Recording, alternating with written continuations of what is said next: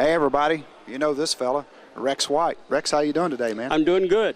Man, Glad to be here. Man, I'll tell you what, it's nice to be here, too, and it's nice to have you on our little Racers Reunion TV show, and really nice to have you as a member of RacersUnion.com. You're getting a lot of fans hitting your page there. Well, I get a lot of fan mail lately. I get more fan mail today than I got in 1960. Really? That's amazing. I get 4 or 5 letters a week.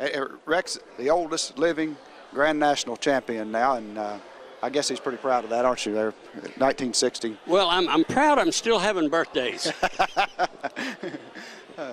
Now, I know you're telling me you get a lot of mail and you get people sending you things in to sign and that sort of thing. I think it's just fantastic that there's still a lot of people out there that seek you guys out, and they want to know what you're doing now, and that's what we're all about. That's what we want to do. Well, actually, racing has got huge, you know, and it's a big thing, and the more bigger it gets, the more people like to look in the past and learn how we used to race in 1960 and 57 right. and all like that.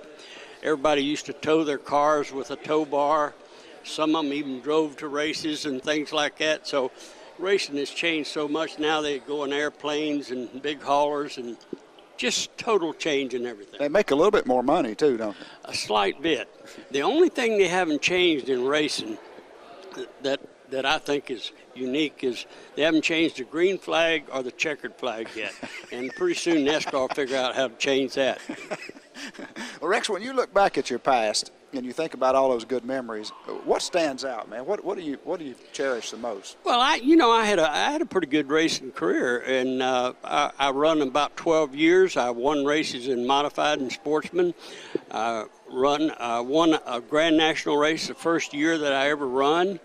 I got a ride with the Chevrolet race team in 1957, and then began to get sponsorship in 1959, 60, 61, 62, and 63.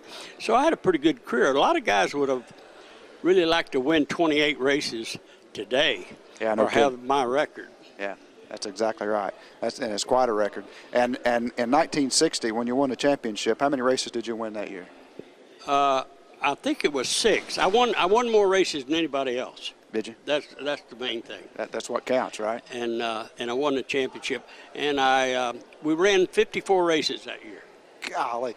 As I talk to you guys, and I've said this in some of the other interviews, that's what's incredible to me is the number of races. I hear guys say, we run 47 races, we run 50 that year, we run 54. And some of these guys are whining about the race schedule they got now, and they're getting to fly back and forth to them. Well, they have a tough schedule in preparing cars and everything.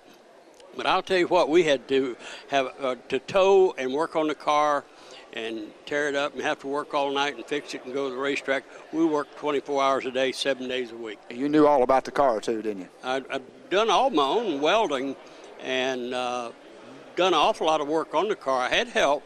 There's no way one person could do that and win the championships. You got to have help, but it is a tough schedule. Yeah, and talking about the towing, Brownie King was on here earlier today, and he was telling me that in one place he towed the car across Tennessee to Arkansas 3 times, and the race was rained out twice to make one race with a tow bar.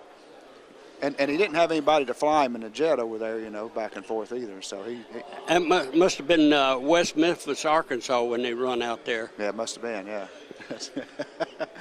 Well, Rex, I'll tell you what, man, it's great to have you here, and it's great to have you as a member of RacersReunion.com, and hopefully we can do some more of this stuff, and we'll do some radio interviews with you coming up in the future, too. My pleasure. Enjoyed it. Thank you very much, sir. Mm-hmm.